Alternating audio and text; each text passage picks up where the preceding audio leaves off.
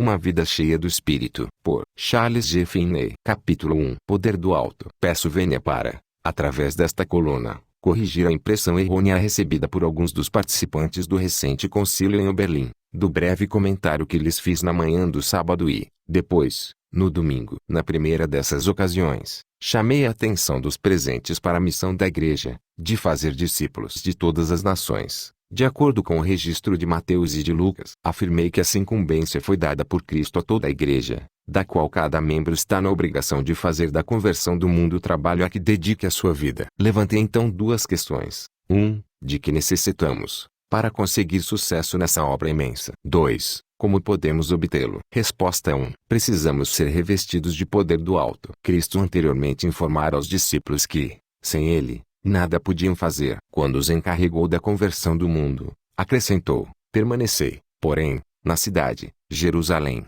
até que do alto sejais revestidos de poder. Sereis batizados com o Espírito Santo não muito depois destes dias. Eis que sobre vós envio a promessa de meu Pai. Esse batismo do Espírito Santo, a promessa do Pai, esse revestimento do poder do alto, Cristo informou-nos expressamente ser a condição indispensável para a realização da obra de que ele nos incumbiu. 2. Como havemos de obtê-lo? Cristo prometeu expressamente, a toda a Igreja e a cada pessoa cujo dever é trabalhar para a conversão do mundo. Ele admoestou os primeiros discípulos a que não pusessem em mãos a obra enquanto não recebessem esse revestimento de poder do alto. Tanto a promessa como a admoestação têm igual aplicação a todos os cristãos de todos os tempos e povos. Ninguém, em tempo algum, tem o direito de esperar bom êxito, se não obtiver primeiro o poder do alto. O exemplo dos primeiros discípulos ensina-nos como obter esse revestimento. Primeiramente consagraram-se a esse trabalho, continuando em oração e súplicas até que, no dia de Pentecoste, o Espírito Santo veio sobre eles e receberam o prometido revestimento do poder do alto. Eis,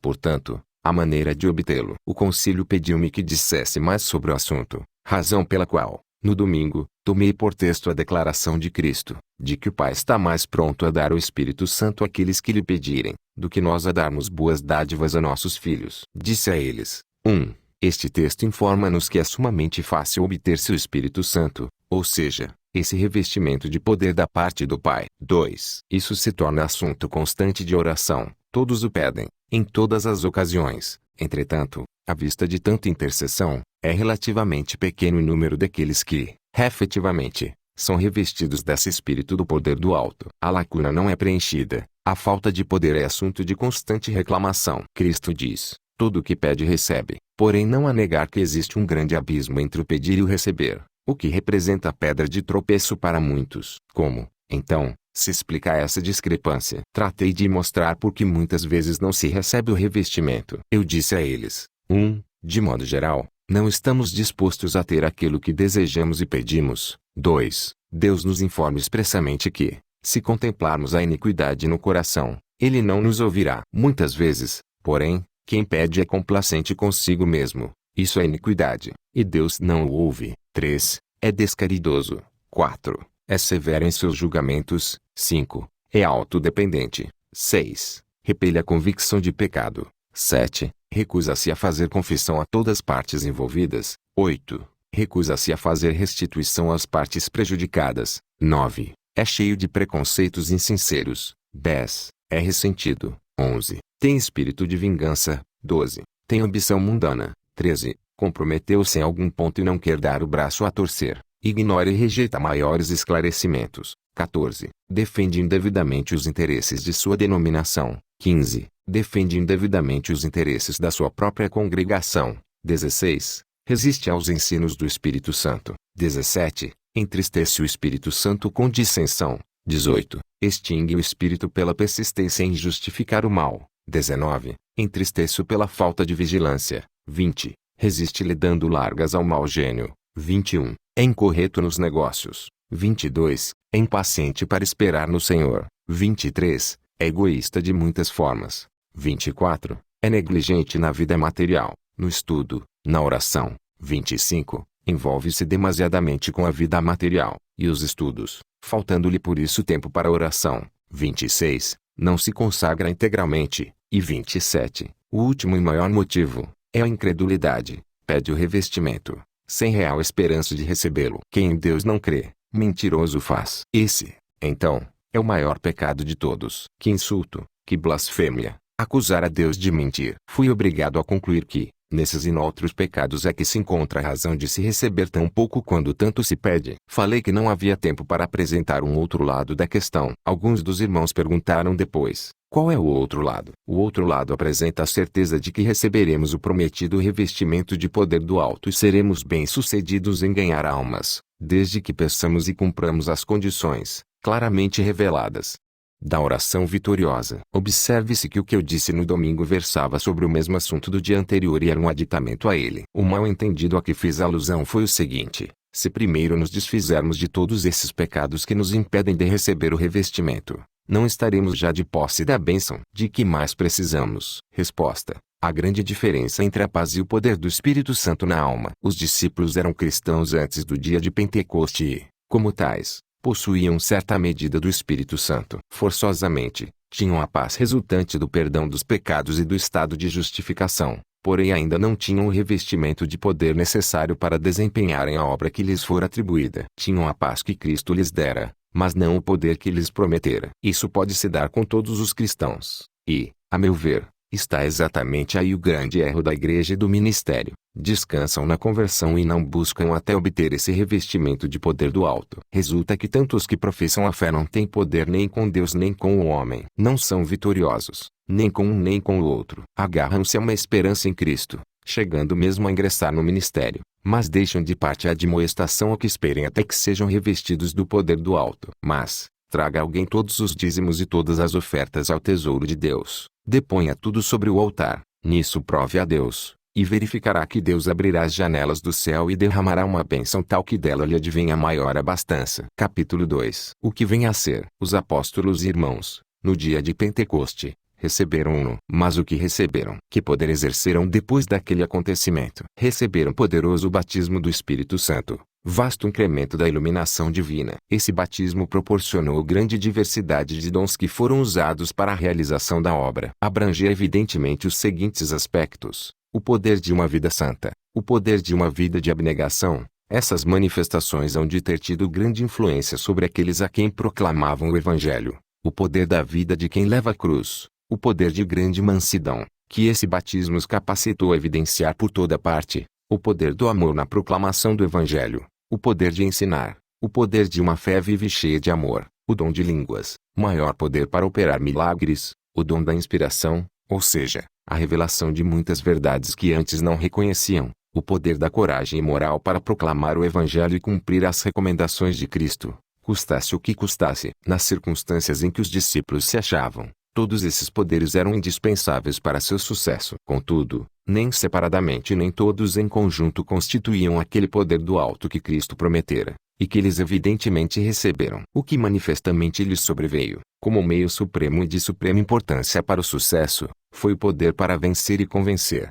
junto de Deus e dos homens, o poder de fixar impressões salvadoras na mente dos homens. Esse último é que foi sem dúvida o que eles entenderam que Cristo lhes prometera. Ele encarregara a igreja da missão de converter o mundo à sua pessoa. Tudo o que acima citei foram apenas os meios que jamais poderiam colimar o fim em vista, a não ser que fossem vivificados e se tornassem eficientes pelo poder de Deus. Os apóstolos, sem dúvida, entendiam isso, e, depondo a si mesmos e a tudo que possuíam sobre o altar, puseram cerco ao trono da graça no espírito de inteira consagração à obra. Receberam, de fato, os dons acima citados, mas, principalmente, esse poder de impressionar os homens para a salvação. Ele manifestou-se logo em seguida. Começaram a dirigir-se à multidão em maravilha das maravilhas. 3.000 converteram-se na mesma hora. Note-se, porém, que não foi manifestado por eles nenhum novo poder nessa ocasião, exceto o dom de línguas. Não operaram dessa feita nenhum milagre. E mesmo as línguas, usaram-nas simplesmente como um meio de se fazerem entender. Note-se que ainda não tinham tido tempo para revelar dons do Espírito, além dos que mencionamos acima. Não tiveram naquela hora a oportunidade de mostrar uma vida santa, nem algumas das poderosas graças e dons do Espírito. O que foi dito na ocasião,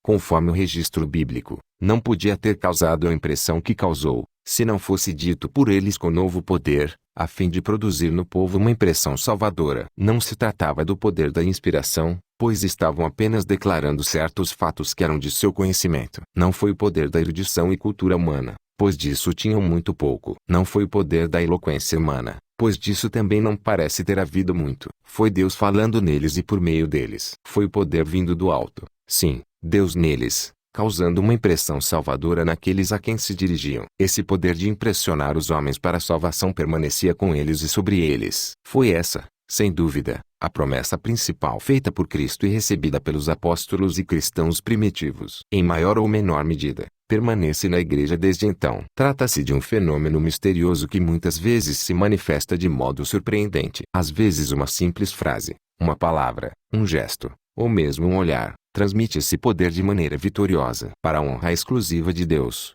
contarei um pouco da minha própria experiência no assunto. Fui poderosamente convertido na manhã do dia 10 de outubro, à noitinha do mesmo dia, e na manhã do dia seguinte, recebi batismos irresistíveis do Espírito Santo, que me trespassaram, segundo me pareceu, corpo e alma. Imediatamente me achei revestido de tal poder do alto, que umas poucas palavras ditas aqui e ali indivíduos provocavam a sua conversão imediata. Parecia que minhas palavras se fixavam como flechas farpadas na alma dos homens. Cortavam como espada, partiam como martelo os corações. Multidões podem confirmar isso. Muitas vezes uma palavra proferida, sem que disso eu me lembrasse, trazia convicção, resultando, em muitos casos, na conversão quase imediata. Algumas vezes me achava vazio desse poder. Saía a fazer visitas e verificava que não causava nenhuma impressão salvadora. Exortava e orava, com o mesmo resultado. Separava então dia para jejum e oração, temendo que o poder me houvesse deixado indagando ansiosamente pela razão desse estado de vazio. Após ter me humilhado e clamado por auxílio, o poder voltava sobre mim em todo o seu vigor. Tem sido essa a experiência da minha vida. Poderia encher um volume com a história da minha própria experiência e observação com respeito a esse poder do alto. É um fato que se pode perceber e observar, mas é um grande mistério. Tenho dito que, às vezes, um olhar encerra-se o poder de Deus. Muitas vezes o tenho presenciado. O seguinte fato serve de ilustração. Pregava pela primeira vez em uma vila manufatureira. Na manhã seguinte entrei em uma das fábricas para vê-la funcionar. Ao entrar no departamento de tecelagem, vi um grande número de moças e notei que algumas me olhavam, depois umas às outras, de um modo que indicava espírito frívolo e que me conheciam. Eu, porém, não conhecia nenhuma delas. Ao aproximar-me mais das que me tinham reconhecido, parecia que aumentavam suas manifestações de mente leviana. Sua leviandade impressionou-me, sentia no íntimo. Parei e olhei-as, não sei de que maneira, pois minha mente estava absorta com o senso da sua culpa e do perigo que representavam. Ao firmar o olhar nas jovens, observei que uma delas se tornou muito agitada. Um fio partiu-se, ela tentou emendá-lo, porém suas mãos tremiam de tal forma que não pôde fazê-lo. Vi imediatamente que aquela sensação se espalhava, tornando-se geral entre aquele grupo. Olhei-as firmemente, até que uma após outras, entregavam-se e não davam mais atenção aos teares. Caíram de joelhos, e a influência se espalhou por todo o departamento. Eu não tinha proferido uma palavra sequer e, mesmo que o tivesse, o ruído dos teares não teria deixado que a ouvíssemos. Dentro de poucos minutos o trabalho ficou abandonado. Lágrimas e lamentações por todos os lados. Nesse instante entrou o dono da fábrica, que era incrédulo, acompanhado, creio, pelo superintendente, que professava fé. Quando o dono viu o estado de coisas,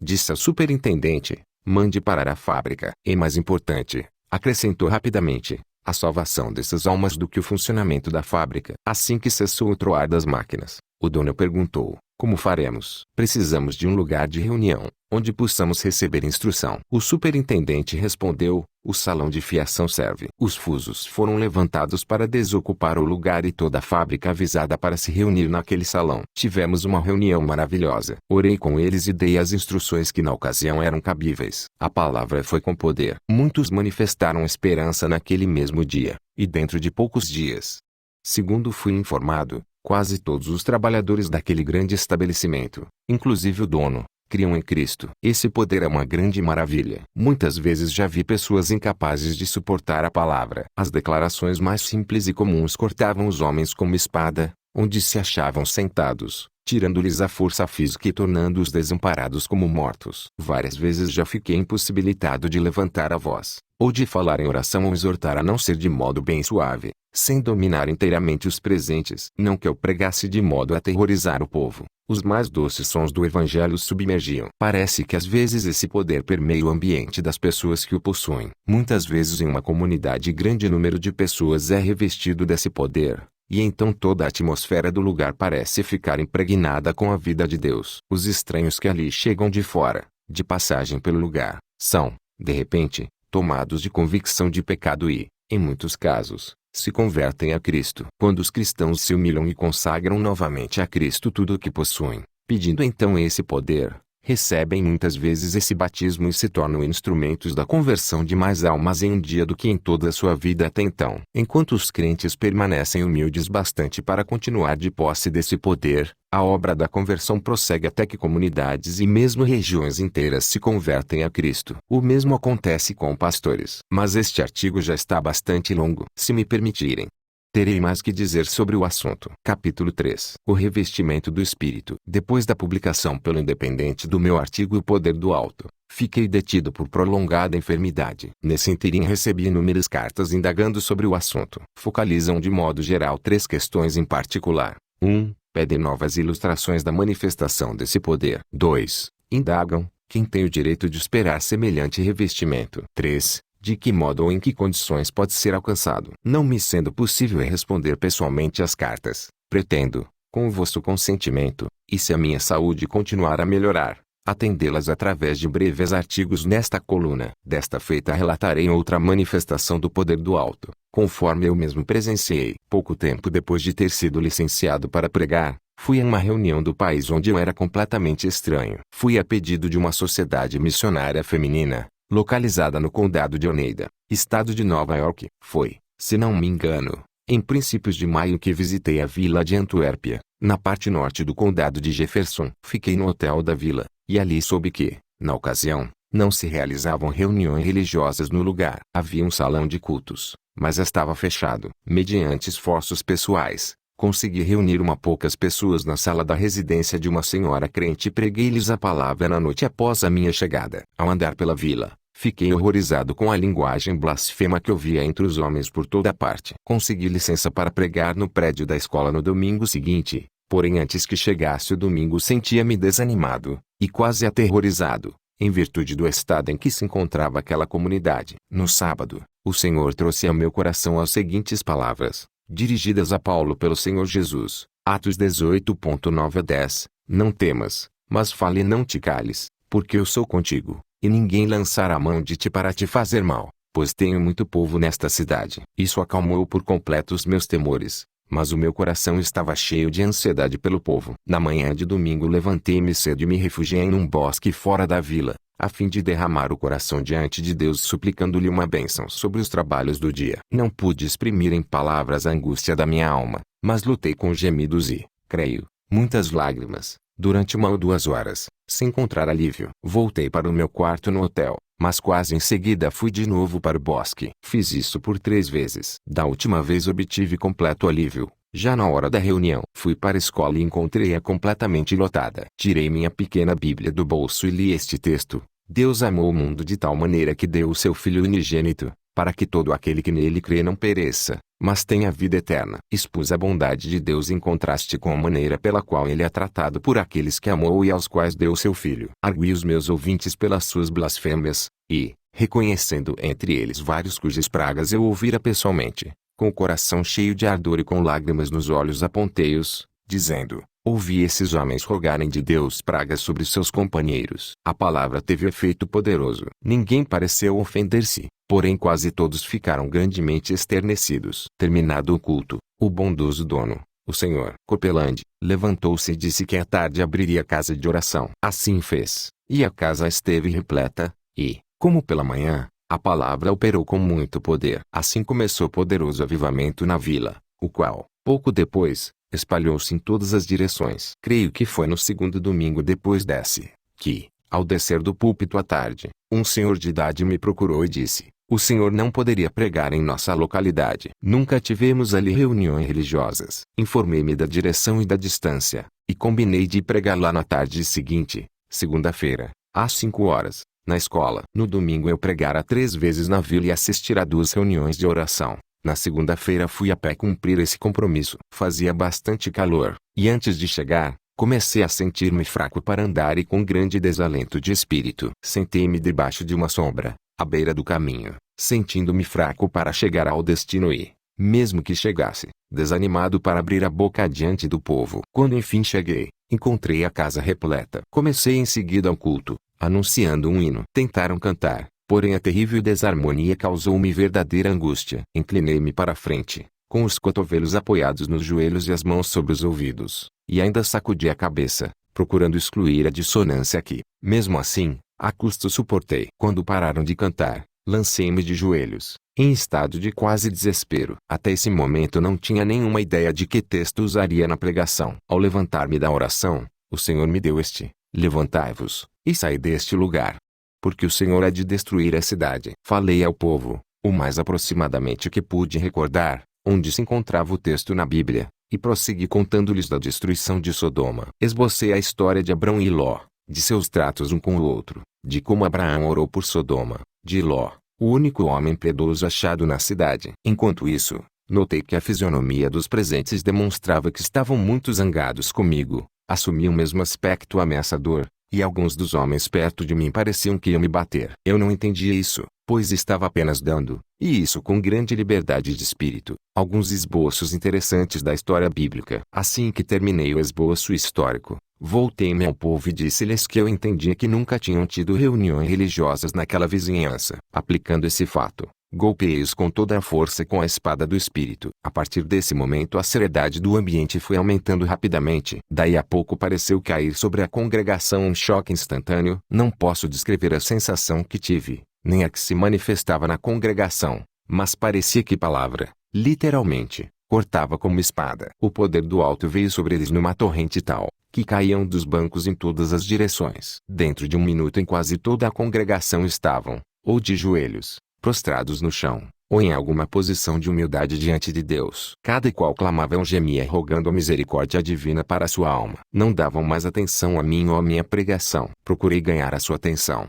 mas não consegui. Observei o senhor de idade que me tinha convidado, sentado ainda, perto do meio do auditório. Olhava em redor, atônito, com os olhos quase saltando das órbitas. Apontando para ele, gritei com toda a força: o senhor não pode orar? Ele ajoelhou-se e berrou uma breve oração, o mais alto que pôde, mas ninguém lhe deu atenção. Depois de ter olhado em volta de mim alguns momentos, ajoelhei-me, coloquei a mão sobre a cabeça de um jovem que estava ajoelhado aos meus pés e comecei a orar pela sua alma. Obtive sua atenção e, falando-lhe ao ouvido, preguei-lhe Jesus. Dentro de poucos momentos ele se entregou a Jesus pela fé, e então irrompeu em oração a favor dos que estavam ao seu redor. Voltei-me então ao outro, do mesmo modo, e com o mesmo resultado. Depois outro, e outro, até que não sei quantos se tinham entregado a Cristo e oravam fervorosamente pelos demais. Depois de ter continuado assim até o cair da tarde, fui obrigado a entregar a reunião ao senhor de idade que me convidara, para atender um compromisso que tinha assumido em outro local. À tarde do dia seguinte fui chamado para voltar,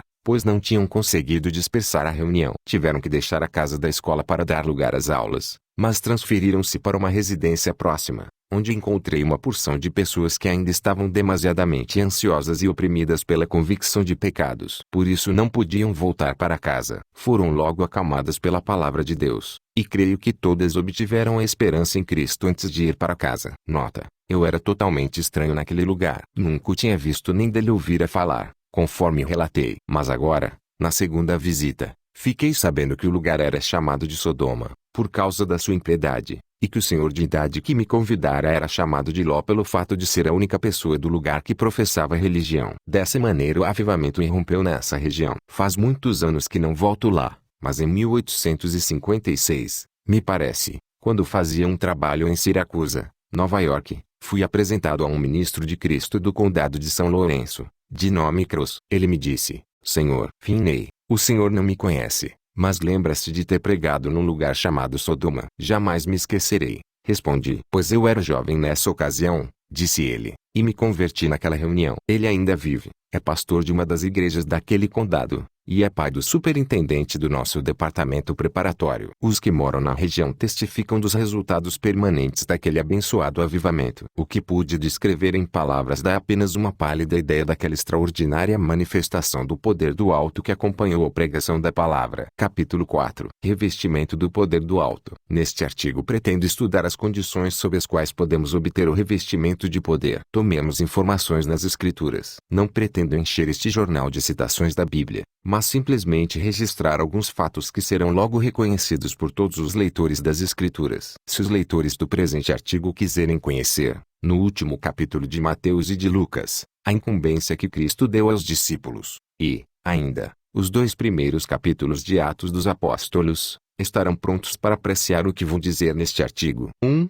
Os discípulos já estavam convertidos a Cristo, e tiveram confirmado a sua fé pela ressurreição de Jesus. Nesta altura, porém, devo esclarecer que a conversão a Cristo não deve ser confundida com a consagração à grande obra da conversão do mundo. Na conversão, a pessoa trata direta e pessoalmente com Cristo. Abre mão dos seus preconceitos, antagonismos, justiça própria, incredulidade e egoísmo. Aceita Cristo, confia nele e ele ama acima de tudo. Tudo isso os discípulos tinham feito, uns mais claramente, outros, menos. Ainda não tinham recebido, porém, nenhuma incumbência precisa, nem tampouco qualquer revestimento especial de poder para desempenharem uma incumbência. 2. Depois, porém, que Cristo dissipou o desnorteamento que lhes resultara da crucificação de Jesus e confirmou sua fé por meio de repetidos encontros com eles, deu-lhes a grande incumbência de ganhar para ele todas as nações. Admoestou-os, porém, a que aguardassem em Jerusalém até que fossem revestidos de poder do alto, o que, disse ele, haviam de receber dentro de poucos dias. Observemos agora o que fizeram. Reuniram-se, homens e mulheres, para orar. Aceitaram a incumbência, chegando, sem dúvida, à compreensão da natureza do encargo e da necessidade do revestimento espiritual que Cristo lhes prometera. Ao continuarem, dia após dia, em oração e conferência, chegaram, sem dúvida, a apreciar cada vez mais as dificuldades que os haviam de cercar, e a sentir cada vez mais a sua própria insuficiência para a tarefa. Se examinarmos as circunstâncias e os seus resultados, chegaremos à conclusão de que eles, sem exceção, se consagraram e tudo quanto tinham para a conversão do mundo, como sendo esta a tarefa da vida. Abandonaram totalmente a ideia de viverem para si mesmos, e se dedicaram com todas as forças à obra que lhes fora confiada. Essa consagração de si mesmos à obra, essa autorrenúncia, esse morrer para tudo quanto o mundo lhes pudesse oferecer, forçosamente precedeu a busca inteligente do prometido revestimento de poder do alto. Continuaram então, de comum acordo, em oração pelo prometido batismo do Espírito, que abrangia tudo quanto era essencial ao bom êxito. Nota: eles tinham diante de si uma obra a realizar. Tinham uma promessa de poder para que a pudessem desempenhar. Foram admoestados a esperar até que a promessa se cumprisse. Como esperaram? Não em indiferença e inatividade, não em preparativos, por meio de estudos e outros recursos, visando dispensar o poder prometido, não entregando seus afazeres normais e fazendo de vez em quando uma oração pedindo que cumprisse a promessa. Ao contrário, permaneceram em oração e persistiram no pedido até que veio a resposta. Compreendiam que seria um batismo do Espírito Santo. Sabiam que viria da parte de Cristo. Oraram com fé. Aguardaram na mais firme expectativa, até o revestimento. Deixemos, pois, que esses fatos nos instruam quanto às condições para se receber o revestimento de poder. Nós, como cristãos, temos a mesma incumbência, tanto quanto aqueles discípulos. Necessitamos do revestimento de poder do alto. Evidentemente a mesma ordem nos é dada, de esperarmos em Deus até que o recebamos. Temos a mesma promessa que eles tinham. Tomemos, pois, essencialmente em espírito, o mesmo caminho que tomaram. Eles eram crentes e tinham certa medida do Espírito para guiá-los na oração e na consagração. Nós também o temos. Todo crente possui uma certa medida do Espírito de Cristo, o suficiente do Santo Espírito para nos levar à verdadeira consagração e nos inspirar com a fé que é essencial para a vitória na oração. Deixemos, pois, de entristecê-lo ou resistir-lhe, aceitemos incumbência, consagrando-nos integralmente, com tudo quanto possuímos, a salvação de almas, como nosso grande e único trabalho na vida. Coloquemo-nos sobre o altar, como tudo que temos e somos, ali permanecendo e persistindo na oração até que recebamos o revestimento. Quero reafirmar que a conversão a Cristo não deve ser confundida com a aceitação dessa incumbência de salvar o mundo. Aquela é uma transação pessoal entre a alma e Cristo, Tratando da própria salvação, esta é a aceitação do serviço em que Cristo se propõe a ocupar-nos. E Cristo não nos exige a confecção de tijolos sem nos fornecer a palha necessária. Aquele a quem Ele dá a incumbência,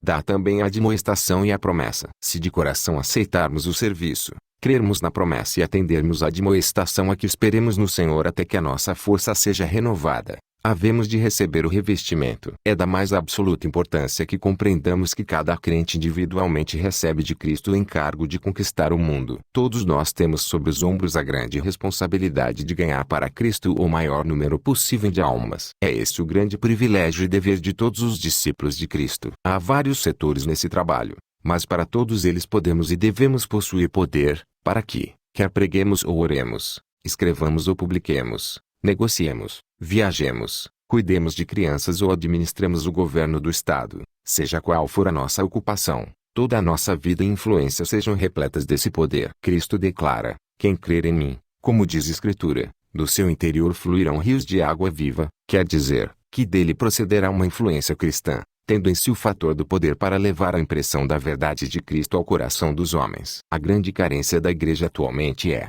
primeiro, a convicção profunda de que essa incumbência de ganhar o mundo é dada a cada um dos discípulos de Cristo como a tarefa a realizar na vida. É lamentável termos de dizer que a grande massa dos cristãos professos, segundo parece, nunca se impressionou com essa verdade. O trabalho de salvar almas deixa-no por conta dos ministros. A segunda grande carência é a convicção profunda da necessidade desse revestimento de poder sobre cada um individualmente. Muitos que professam a fé imaginam que isso é apenas para aqueles que são chamados para a carreira ministerial. Deixam de compreender que todos são chamados a pregar o Evangelho, que a vida inteira de cada cristão deve ser uma proclamação das boas novas. Falta, em terceiro lugar, uma fé sincera na promessa desse revestimento. Vasto número de crentes professos, e até mesmo os pastores, parece duvidar que a promessa seja realmente para toda a igreja. Se não pertence a todos, eles não sabem a quem pertence. Evidentemente não podem reclamar a promessa pela fé. Em quarto lugar, falta aquela perseverança em esperar em Deus,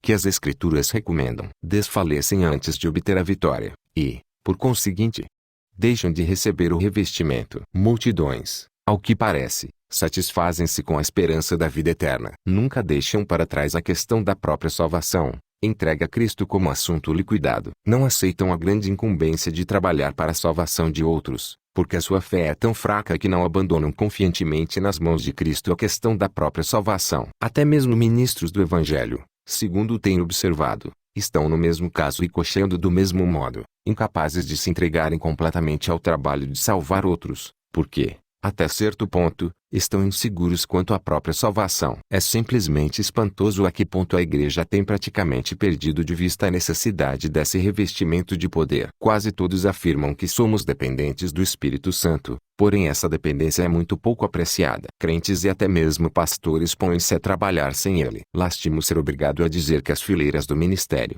ao que parece, estão se enchendo de homens que o não possuem. Oxalá o Senhor tenha misericórdia de nós. Será julgada descaridosa essa última afirmativa. Se for, ouçamos, por exemplo, o relatório da Sociedade de Missões Internas, sobre o assunto. Não se há de negar que alguma coisa está mal. A média de 5 almas ganhas para Cristo por missionário daquela sociedade em um ano de trabalho, indica inegavelmente uma fraqueza alarmante no ministério. Será que todos, ou mesmo a maioria, desses ministros foram revestidos do poder que Cristo prometeu? Se não o foram, qual a razão? Se o foram, foi só isso que Cristo pretendeu pela sua promessa. Em artigo anterior afirmei que o recebimento desse poder é um fato instantâneo. Não quero com isso dizer que, em todos os casos, a pessoa que o recebeu ficou ciente da hora exata em que o poder começou a operar poderosamente em seu ser. Pode ter começado como um orvalho aumentado até tornar-se uma chuva. Fiz referência ao relatório da Sociedade de Missões Internas. Não que eu imagine que os irmãos que trabalham naquela sociedade sejam excepcionalmente fracos em fé e poder como obreiros de Deus. Pelo contrário,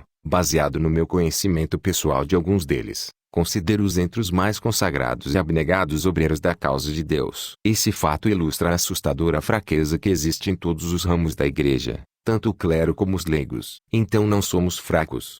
Criminosamente fracos. Talvez alguém pense que, escrevendo desta maneira, ofenderei o ministério e a igreja. Não posso crer que o registro de fato tão palpável seja considerado ofensa. A verdade é que alguma coisa está lamentavelmente deficiente na educação do ministério e da igreja. O ministério está fraco, porque a igreja está fraca. E a igreja conserva-se fraca pela fraqueza do ministério. Oxalá houvesse a convicção da necessidade desse revestimento de poder e da fé na promessa de Cristo. Capítulo 5. Será duro este discurso. Em artigo anterior afirmei que a falta do revestimento de poder do alto devia ser considerada prova de inaptidão para o pastor, o diácono ou o presbítero, o superintendente de escola dominical, o professor de colégio cristão, e principalmente para o professor de seminário teológico. Será duro esse discurso. Será uma palavra descaridosa. Será injusta. Será imoderada. Estará em desacordo com as Escrituras. Suponhamos que, no dia de Pentecoste, um dos apóstolos ou dos demais discípulos presentes tivesse deixado,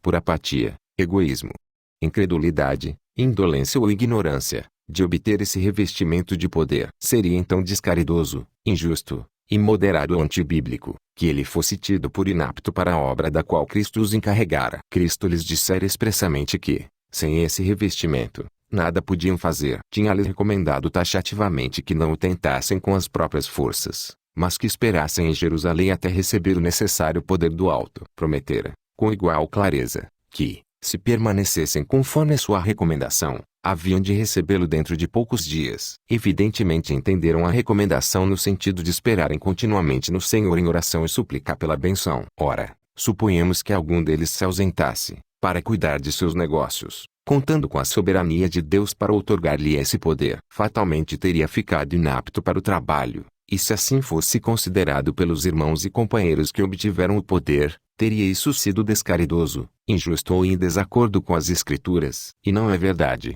para todos que recebem a ordem de fazer discípulos, e a promessa do poder, que, se por alguma falta ou falha, deixarem de receber o dom, estão de fato desclassificados para a obra, e principalmente para qualquer cargo oficial. Não estão, de fato, desabunados para ministrar as ordenanças da igreja, ou estão credenciados para ensinar aqueles que deverão fazer o trabalho. Se é verdade que lhes falta poder, seja qual for a explicação da deficiência, é igualmente verdade que não estão aptos para ensinar o povo de Deus, e se é reconhecido que são inaptos porque lhes falta poder, há de ser razoável, certo e bíblico assim considerá-los, falar deles e assim tratá-los. Quem tem direito de se queixar? Por certo que eles não têm. Deve a Igreja de Deus tolerar ensinadores e líderes a quem falta esse requisito fundamental, quando essa falta é forçosamente culpa deles? É verdadeiramente de estarrecer a manifesta apatia, indolência, ignorância e incredulidade que existem neste assunto. São indesculpáveis e altamente criminosas. Com a ordem de alcançar o mundo ressoando em nossos ouvidos, com a recomendação de esperar em oração constante e fervorosa até receber o poder,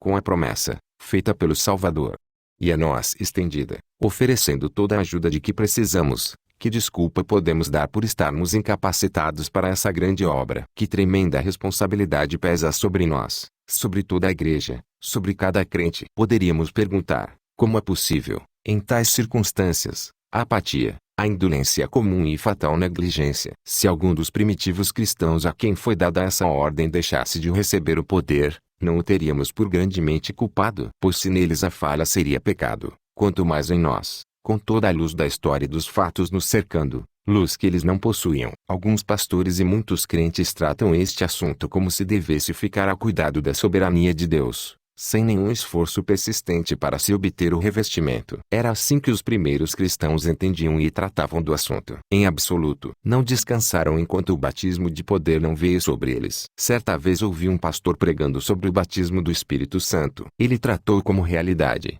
e, quando chegou a questão de como obtê-lo, disse com acerto que era da mesma forma que os apóstolos o receberam no Pentecoste. Fiquei satisfeito e todo ouvidos para escutá-lo esclarecer aos ouvintes a obrigação de não descansarem enquanto não obtivessem. Nisso, porém, fiquei decepcionado, pois, antes de encerrar o sermão, ele procurou tirar do auditório o senso de obrigação de obter o batismo, deixando a impressão de que o caso ficava ao critério de Deus, e ainda dando a entender que não estavam certos aqueles que insistiam veemente e persistentemente com Deus no cumprimento da promessa. Também não lhes ofereceu a certeza de obterem a benção, se cumprissem as condições. De modo geral o sermão foi bom, mas achei que a congregação saiu sem nenhum estímulo ou senso de obrigação para buscar ardentemente o batismo. Aliás, É comum essa falha nos sermões que ouço. São muito instrutivos, mas não deixam na congregação o senso de obrigação ou o sentimento de grande estímulo quanto ao uso dos meios. São deficientes na conclusão, não deixam a consciência sob pressão,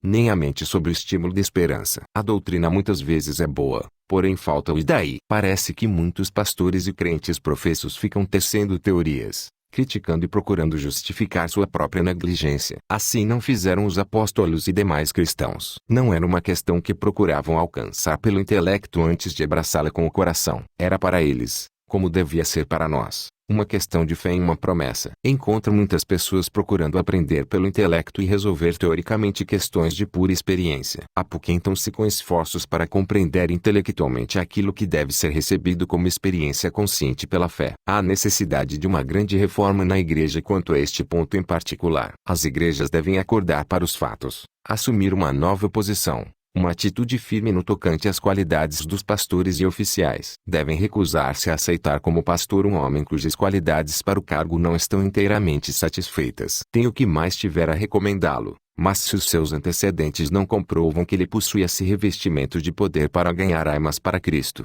devem considerá-lo inapto para o cargo. Era costume das igrejas, e creio que em alguns lugares ainda o é, certificarem-se dos frutos espirituais dos trabalhos do pastor, antes de considerarem capacitado e chamado por Deus à obra do ministério. De alguma maneira a igreja deve verificar se o pastor que chama apresenta um ministério frutífero e não uma haste seca, ou seja, um mero intelecto, uma cabeça quase sem coração, escritor elegante, mas sem unção, grande arrazoador, mas de pouca fé, de grande imaginação, talvez, porém sem o poder do Espírito de Deus. As igrejas precisariam ser exigentes com seminários teológicos neste assunto, enquanto não o forem receio que os seminários jamais acordem para sua responsabilidade. Há alguns anos, um dos ramos da igreja escocesa ficou tão incomodado com a falta de unção e poder dos ministros que lhe eram fornecidos pelo seminário teológico, que tomou a resolução de não ocupar mais pastores formados ali, enquanto o seminário não se reformasse nessa parte. Foi uma repressão necessária, justa e oportuna, e creio que teve efeito salutar. Um seminário teológico devia indiscutivelmente ser uma escola não apenas para ensinar doutrina, mas também e, principalmente, para desenvolvimento da experiência cristã. Não há dúvida de que, nessas escolas, o intelecto deve ser bem provido, porém, é de muito maior importância que os alunos sejam conduzidos ao conhecimento íntimo e pessoal de Cristo, do poder da sua ressurreição, da comunicação de suas aflições, sendo feitos conforme a sua morte. Um seminário teológico que vise principalmente a cultura intelectual e forme eruditos é quem falta esse revestimento de poder do alto. É um laço e uma pedra de tropeço para a igreja. Os seminários não devem recomendar ninguém às igrejas, por maior que seja o grau da sua cultura intelectual, se não tiver obtido o grau mais elevado, o revestimento de poder do alto. Deve ser considerado incompetente para preparar homens para o ministério. O seminário quis pedir como pastores homens que não possuam essa qualidade mais indispensável. As igrejas devem tratar de tomar informações e então considerar aqueles seminários que fornecem não apenas os mais instruídos, mas os pastores mais ungidos e cheios de poder. É incrível que, embora geralmente se admita que o revestimento de poder do alto é real e indispensável para o sucesso no ministério, na prática o assunto seja considerado pelas igrejas e escolas como sendo relativamente de pouca importância. Teoricamente se reconhece que é tudo, na prática é tratado como se não fosse nada. Desde os apóstolos até o tempo presente vem se verificando que homens de mínima cultura humana, mas revestidos desse poder, têm tido o maior sucesso em ganhar almas para Cristo, enquanto que outros da mais apurada cultura, de posse de tudo quanto as escolas lhes forneceram, têm revelado a mais absoluta falta de poder no que concerne à obra específica do ministério. Assim mesmo continuamos dando 10 vezes mais ênfase à cultura humana do que ao batismo do Espírito Santo. Na prática humana ela é tratada como sendo de importância incomparavelmente maior do que o revestimento de poder do alto. Os seminários possuem homens eruditos, porém muitas vezes lhes faltam homens de poder espiritual. Por isso mesmo não insistem nesse revestimento de poder como sendo indispensável para a obra do ministério. Os estudantes são bombardeados quase além das suas possibilidades com o estudo e a cultura do intelecto, enquanto talvez nem uma hora por dia é dedicada à formação da experiência cristã. De fato, não tenho conhecimento de que ao menos um curso de preleções sobre a experiência cristã seja ministrado nos seminários teológicos. Entretanto, religião é experiência. É uma percepção interna. O convívio íntimo com Deus é todo o seu segredo. Há um mundo de conhecimento indispensável, nesse setor, o qual é inteiramente negligenciado pelos seminários teológicos. Neles, a doutrina, a filosofia, a teologia, a história eclesiástica, a homilética, é tudo. A verdadeira união íntima com Deus não é nada. O poder espiritual para vencer junto de Deus e com os homens tem pouco lugar no seu ensino. Às vezes tenho ficado surpreendido com o juízo que os homens fazem quanto à futura utilidade de jovens que se preparam para o ministério. Noto que mesmo os professores tendem muito a se enganar nessa matéria. Se um moço se revela bom estudante, escreve bem, progride na exegese, está adiantado na cultura intelectual, neste eles têm grandes esperanças, muito embora saibam,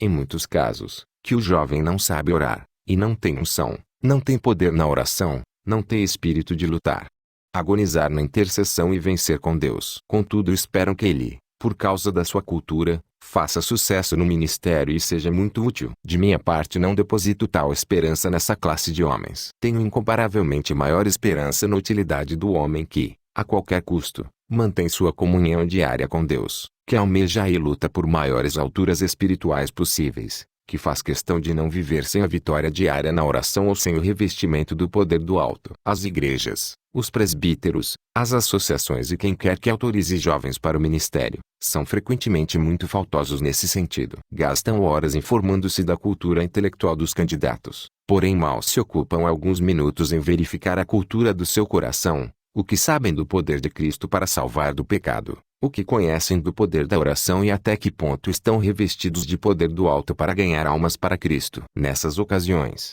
todo o processo não pode deixar senão a impressão de que a cultura humana tem preferência sobre a unção espiritual. Oxalá a situação fosse outra, e estivéssemos todos concordes, na prática, agora e para sempre, em nos apegar à promessa de Cristo e jamais julgar a nós mesmos ou a qualquer outro, aptos para a grande obra da igreja enquanto não tivermos recebido plenamente o revestimento de poder do alto. Rogo aos meus irmãos, e principalmente aos mais jovens, que não julguem que estes artigos foram escritos no espírito de censura. Rogo às igrejas, rogo aos seminários, que recebam a palavra de exortação de um ancião experimentado nessas coisas e cujo coração lastima e está carregado sob o peso das deficiências da igreja, dos ministros e dos seminários neste assunto. Irmãos, rogo-vos que considereis mais seriamente o caso, que acordeis e o leveis a sério, não descansando enquanto esse assunto não for colocado no seu devido lugar e não tomar, à vista de toda a igreja, aquela posição destacada e prática que Cristo lhe destinou. Capítulo 6. Oração vitoriosa. Oração vitoriosa é aquela que consegue resultados. Fazer orações é uma coisa, vencer pela oração é outra. A vitória pela oração depende não tanto da quantidade,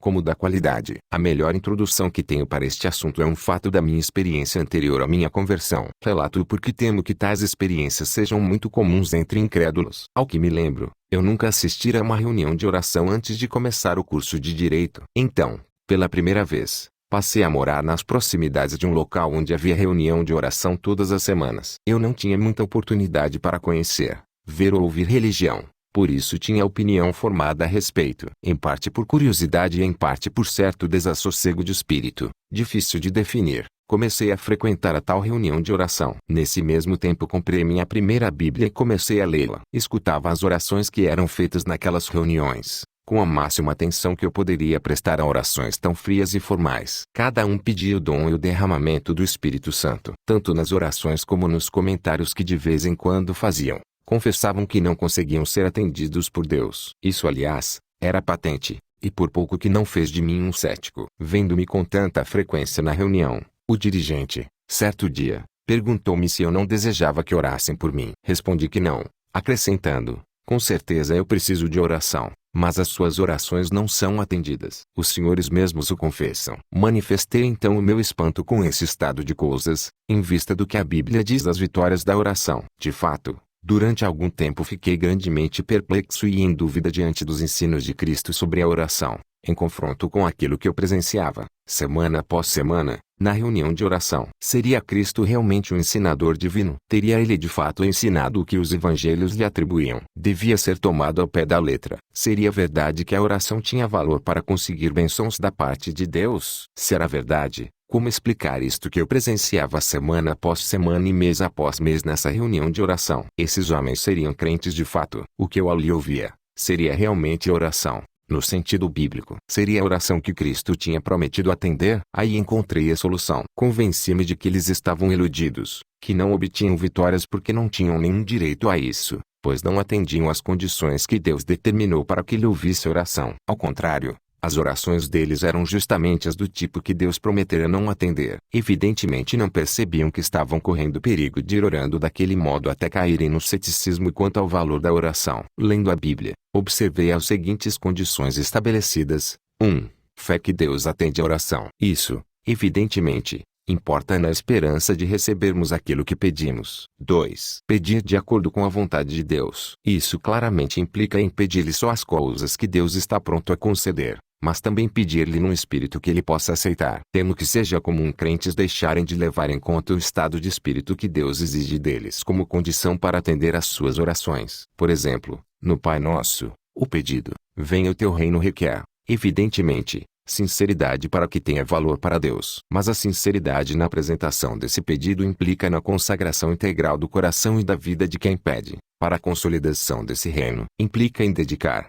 a esse fim, tudo quanto temos e tudo quanto somos. Proferir essa petição em qualquer outro estado de espírito é hipocrisia e abominação diante de Deus. Assim na petição seguinte, seja feita a tua vontade na terra como no céu, Deus não promete atender o pedido a não ser que seja feita sinceramente. Mas sinceramente importa num estado de espírito que aceite toda a vontade de Deus, até onde a entendemos, da mesma forma que é aceita no céu. Importa na obediência total, inspirada no amor e na confiança, a toda a vontade de Deus, quer seja essa vontade revelada na sua palavra, pelo seu Espírito ou na sua providência. Significa que nos mantemos, a nós mesmos e a tudo que somos e possuímos, à disposição de Deus de forma tão absoluta e voluntária, quanto fazem os habitantes do céu. Se ficamos aquém disso, retendo para nós o que quer que seja, estamos contemplando a iniquidade no coração, e Deus não nos ouvirá. A sinceridade nessa petição significa um estado de absoluta e total consagração a Deus. Qualquer atitude que fique aquém dessa, importa em reter de Deus aquilo que lhe é devido. É desviar os ouvidos de ouvir a lei. Mas que dizem as Escrituras? O que desvia os seus ouvidos de ouvir a lei, até a sua oração será abominável. Será que entendem isso os que professam a fé? O que é verdade com referência a essas duas petições, também é no que se refere a toda oração. Será que os crentes levam isso na devida consideração? Lembram-se de que tudo que se apresenta como oração é abominável se não for feito no estado de consagração inteira de quanto somos e temos a Deus. Se na oração e com ela, não nos oferecemos, com tudo quanto temos, se o nosso estado de espírito não é de quem aceita de coração toda a vontade de Deus, executando-a perfeitamente até onde a conhecemos, então nossa oração é abominável. Que profanação terrível é o uso que frequentemente se faz do Pai Nosso, tanto em público como em particular. Repetir como um papagaio: venha o teu reino, seja feita a tua vontade, na terra como no céu, enquanto a vida está longe de se conformar com a vontade de Deus, é simplesmente revoltante. Ouvir os homens orarem, venha teu reino, enquanto está mais do que evidente que estão fazendo pouco ou nenhum sacrifício ou esforço para promoverem esse reino, é uma refinada hipocrisia. Aí não há nada de oração vitoriosa. 3. A ausência do interesse egoísta é uma condição da oração vitoriosa. Pedis, e não recebeis, porque pedis mal, para esbanjardes em vossos prazeres. Tiago 4.3. 4. Outra condição da oração vitoriosa é a consciência pura diante de Deus e dos homens. 1 João 3.20 a 22. Se o nosso coração, nossa consciência, nos acusar, certamente Deus é maior do que o nosso coração, e conhece todas as coisas. Amados, se o coração não nos acusar, temos confiança diante de Deus, e aquilo que pedimos, dele recebemos, porque guardamos os seus mandamentos e fazemos diante dele o que lhe é agradável. Aqui se tornam claras duas condições. Primeira, que para sermos aceitos por Deus temos de conservar pura consciência, e, segunda, que devemos guardar seus mandamentos e fazer diante dele o que lhe é agradável. 5. Coração puro é condição da oração vitoriosa. Salmos 66.18. Se eu atender à iniquidade no meu coração, o Senhor não me ouvirá. 6. Toda a confissão e restituição devidas a Deus e aos homens é outra condição da oração vitoriosa. Provérbios 28.13. O que encobre as suas transgressões, jamais prosperará, mas o que as confessa e deixa, alcançará misericórdia. 7. Outra condição, mãos limpas. Salmos 26.6. Lavo as mãos na inocência, e, assim, andarei, Senhor, ao redor do teu altar. 1 Timóteo 2,8. Quero que os homens orem em todo lugar, levantando mãos santas, sem ira e sem contenda. 8. A solução das contendas e animosidades entre irmãos é uma condição. Mateus 5.23,24. Se, ao trazeres ao altar a tua oferta, ali te lembrares de que teu irmão tem alguma coisa contra ti, deixa perante o altar a tua oferta, vai primeiro reconciliar-te com teu irmão, e, então, voltando, faz a tua oferta. 9. A humildade é outra condição da oração vitoriosa. Tiago 4,6. Deus resiste aos soberbos, mas dá graça aos humildes. 10. A remoção dos tropeços é ainda outra condição. Ezequiel 14,3. Filho do homem, estes homens levantaram os seus ídolos nos seus corações, e o tropeço da sua iniquidade puseram diante da sua face. Devo de alguma maneira ser interrogado por eles. 11. O espírito de perdoar também é condição. Mateus 6,12. Perdoa-nos as nossas dívidas, assim como temos perdoado aos nossos devedores. Mateus 6,15. Se, porém, não perdoardes aos homens as suas ofensas, tampouco vosso Pai vos perdoará as vossas ofensas. 12. Exercitar o espírito da verdade é outra condição. Salmos 51,6. Eis que te comprazes na verdade no íntimo. Se o nosso coração não estiver no espírito de acato à verdade, se não for imediatamente sincero e isento de egoísmo, estaremos atendendo à iniquidade no coração e, portanto, o Senhor não nos ouvirá. 13. Orar em nome de Cristo é condição da oração vitoriosa. 14. A inspiração do Espírito Santo é outra condição. Toda oração verdadeiramente vitoriosa é inspirada pelo Espírito Santo. Romanos 8,26,27. Porque não sabemos orar como convém, mas o mesmo Espírito intercede por nós com gemidos inexprimíveis. E aquele que sonda os corações sabe qual é a mente do Espírito, porque segundo a vontade de Deus é que ele intercede pelos santos. Esse é o verdadeiro espírito da oração, ser guiado pelo Espírito. É a única oração realmente vitoriosa. Será que realmente entendem isso os que se dizem crentes? Será que acreditam que, se não viverem e andarem no Espírito, se não aprenderem a orar pela intercessão do Espírito que está neles, não poderão ser vitoriosos com Deus? 15. O fervor é condição. Uma oração, para ser vitoriosa, tem de ser fervorosa. Tiago 5,16. Confessai os vossos pecados uns aos outros, e orai uns pelos outros, para serdes curados. Muito pode, por sua eficácia, a oração fervorosa de um justo. 16. A perseverança ou persistência na oração muitas vezes é uma condição de vitória. Vejam-se os casos de Jacó, de Daniel, de Elias, da Cirofenícia, do juiz Inico, e o ensino da Bíblia de modo geral. 17. Muitas vezes a angústia de espírito é condição da oração vitoriosa. Desde as primeiras dores Sião deu à luz seus filhos. Meus filhos, diz Paulo, por quem de novo sofro as dores de parto, até ser Cristo formado em vós. Isso dá a entender que, antes que se convertessem, Paulo já tinha sofrido angústia de espírito. De fato, a angústia da alma na oração é a única verdadeira oração vivificadora. Se alguém não a conhecer, não compreende o espírito da oração, não se acha em estado de avivamento, não entende a passagem já citada, Romanos 8,26,27. Enquanto ele não compreender essa oração angustiosa, não conhecerá o verdadeiro segredo do poder vivificador. 18. Outra condição da oração vitoriosa é o justo emprego dos meios para chegar ao objetivo, se os meios estiverem ao nosso alcance e se os reconhecermos necessários. Orar pelo reavivamento religioso e deixar de empregar qualquer outro meio, é tentar a Deus. Esse, conforme pude ver claramente, era o caso daqueles que faziam orações na reunião a que já me referi. Continuaram fazendo oração pelo avivamento, porém fora da reunião eram silenciosos como a morte no tocante ao assunto e nem abriam a boca para as pessoas ao redor. Continuaram nessa incoerência até o dia em que um descrente de destaque na comunidade lançou-lhes na minha presença uma tremenda repreensão. Ele expressou aquilo que eu sentia profundamente. Levantou-se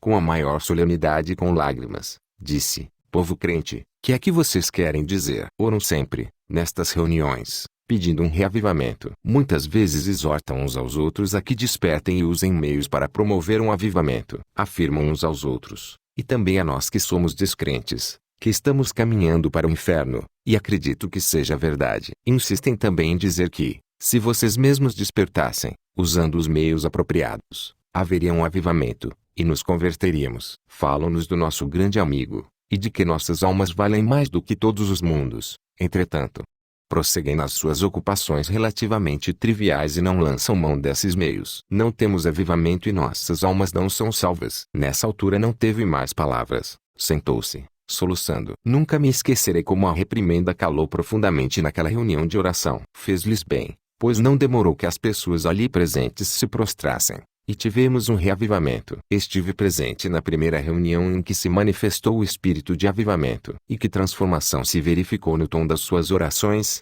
confissões e súplicas. Voltando para casa com um amigo, comentei: que mudança nesses crentes. Isso deve ser o início de um reavivamento. Realmente, há uma transformação em todas as reuniões sempre que os crentes são reavivados. Suas confissões adquirem significado, significam reforma e restituição, significam trabalho, o uso dos meios, mãos, bolsos e coração abertos, e a consagração de todos os seus recursos à promoção da obra. 19. A oração vitoriosa é específica. Visa um objetivo definido. Não podemos obter vitória para tudo de uma só vez. Nos casos registrados na Bíblia, em que a oração foi atendida, é notável que o suplicante pediu uma bênção definida. 20. Outra condição da oração vitoriosa é que nossa intenção seja idêntica àquilo que dizemos na oração, que não haja nenhuma simulação.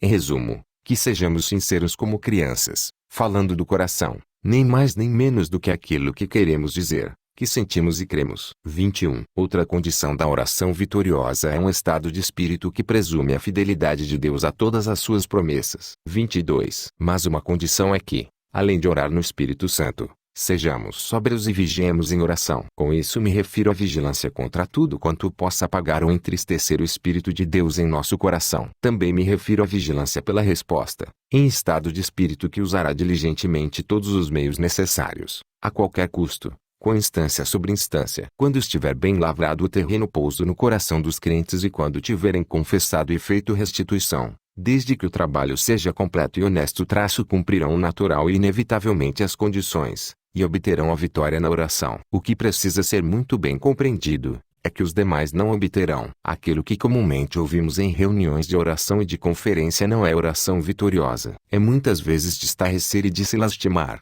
ver as ilusões que existem sobre o assunto. Quem já assistiu a reavivamentos legítimos e não se impressionou com a transformação de todo o espírito e caráter das orações dos crentes realmente avivados? Creio que nunca me poderia ter convertido, se não tivesse descoberto a solução do problema. Por que tantas orações não obtêm resposta? Capítulo 7. Como ganhar almas. Tem cuidado de ti mesmo e da doutrina. Continua nestes deveres, porque, fazendo assim, salvarás tanto a ti mesmo como aos teus ouvintes. No presente artigo desejo, com a devida vênia, deixar com meus irmãos mais jovens no ministério alguns pensamentos sobre a filosofia de se pregar o Evangelho de modo a conseguir a salvação de almas. Esses pensamentos são o resultado de muito estudo, muita oração pela orientação divina e da experiência prática de muitos anos. A admoestação contida no texto bíblico que ensina o presente artigo, interpreto-a como fazendo referência ao assunto, a ordem e a maneira de se pregar. O problema é este: como havemos de ganhar integralmente as almas para Cristo? Sem dúvida teremos de conseguir que se desprendam de si mesmos. 1. Os homens são livres agentes morais, racionais e responsáveis. 2. Estão em rebelião contra Deus, totalmente dispostos, inteiramente tomados de preconceitos, e comprometidos contra Deus. 3. Estão entregues à autossatisfação como objetivo de sua vida. 4. Esse estado é, o que se chama em linguagem teológica, a depravação moral, ou seja, a fonte do pecado dentro de si mesmos, da qual fluem, por uma lei natural, todas as suas práticas pecaminosas. Esse estado voluntário de entrega ao coração ímpio é esse que precisa de uma transformação moral radical. 5. Deus é infinitamente benfazejo, e os pecadores incrédulos são egoístas e radicalmente opostos a Deus. Seu compromisso consigo mesmos, de satisfazerem os seus próprios apetites e pendores, chama-se em linguagem bíblica a inclinação da carne ou pendor da carne, que é a inimizade contra Deus. 6. Essa inimizade é voluntária, e só pode ser vencida pela palavra de Deus, que é eficaz através do ensino do Espírito Santo. 7. O Evangelho serve a esse fim, e quando é sabiamente apresentado, podemos esperar confiadamente a cooperação eficaz do Santo Espírito. Isso está implícito na ordem de Jesus: ide, portanto, fazei discípulos de todas as nações. E eis que estou convosco todos os dias até a consumação do século. 8. Se não tivermos sabedoria, se formos incoerentes e antifilosóficos e se não seguirmos uma ordem natural na apresentação do Evangelho, não temos direito de esperar pela cooperação divina. 9. No mistério de ganhar almas, como em tudo mais, Deus opera através de leis naturais e de acordo com elas. Portanto, se quisermos ganhar almas, havemos de adaptar sabiamente os meios a esse fim. As verdades que apresentarmos, e a ordem da sua apresentação hão de ser adaptadas às leis naturais da mente, do pensamento e do funcionamento mental. Uma falsa filosofia mental poderá desviar-nos grandemente, levando-nos muitas vezes a trabalhar ignorantemente contra a operação do Espírito Santo. 10. Os pecadores devem ser convencidos da sua inimizade. Não conhecem a Deus, e por conseguinte ignoram muitas vezes a oposição do seu próprio coração contra ele. Pela lei vem o pleno conhecimento do pecado, porque é pela lei que o pecador adquire sua primeira ideia verdadeira de Deus. Pela lei,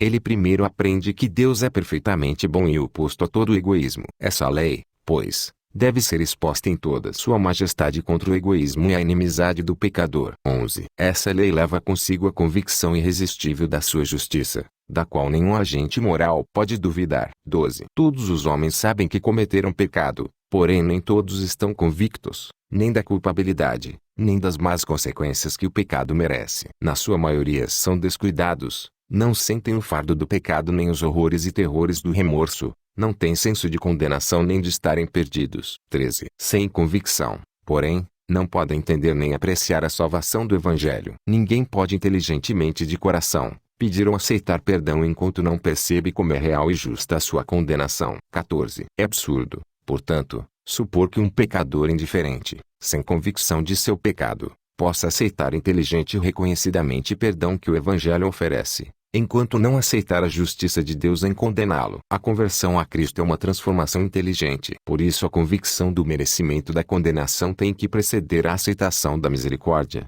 pois sem a convicção o pecador não compreende sua necessidade de misericórdia. É natural que o oferecimento seja rechaçado. O Evangelho não é nenhuma boa nova para o pecador indiferente sem convicção de pecado. 15. A espiritualidade da lei deve ser aplicada inexoravelmente à consciência até que se aniquile a presunção do pecador de ser justo, e ele se coloque, mudo e contrito, diante de um Deus santo. 16. Em alguns homens essa convicção já está madura, e o pregador pode logo apresentar a Cristo, na esperança de que seja aceito. Em tempos normais, porém, tais casos são excepcionais. A grande massa dos pecadores é indiferente e não tem convicção do seu pecado. Se presumirmos que estão convictos e preparados para receber a Cristo, insistindo com os pecadores a que o aceitem imediatamente, estamos iniciando a obra pelo fim e tornando ininteligível nosso ensino. E semelhante processo acabará demonstrando-se errado, sejam quais forem as aparências e profissões do momento. O pecador poderá na verdade alcançar esperança através de tais ensinos,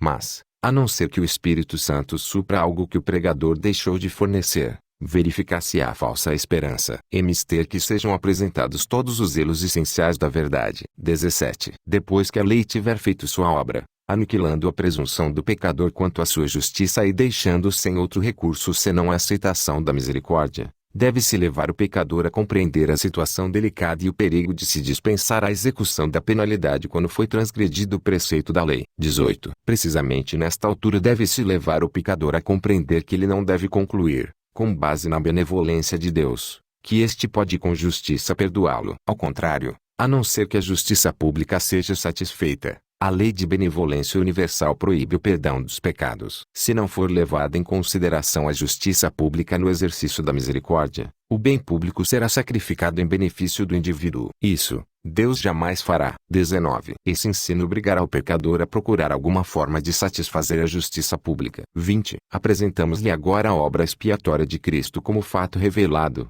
limitando suas esperanças a Cristo como seu próprio holocausto. Ponhamos em destaque a verdade revelada de que Deus aceitou a morte de Cristo em lugar da morte do pecador, e que isso deve ser recebido com base no testemunho do próprio Deus. 21. Esmagado até contrição pelo poder convincente da lei, a revelação do amor de Deus manifestado na morte de Cristo há de gerar no pecador o sentimento de desgosto de si próprio e aquela tristeza segundo Deus, que a ninguém traz pesar. Diante dessa revelação, o pecador jamais se perdoa. Deus é santo e grandioso. Ele, um pecador, salvo pela graça soberana. Isso poderá ser apresentado com maior ou menor precisão de acordo com as pessoas visadas, seu grau de inteligência, de capacidade para pensar e de cuidado para entender. 22. Não foi por acidente que a dispensação da lei antecedeu a dispensação da graça, mas está na ordem natural das coisas. de acordo com as leis mentais pré-estabelecidas, e sempre a lei há de preparar o caminho do Evangelho. A negligência nesses pontos poderá levar a falsas esperanças, a introdução de um falso padrão de experiência cristã e a uma igreja cheia de falsos convertidos. Isso o tempo demonstrará. 23. O pregador deverá dirigir a verdade às pessoas presentes,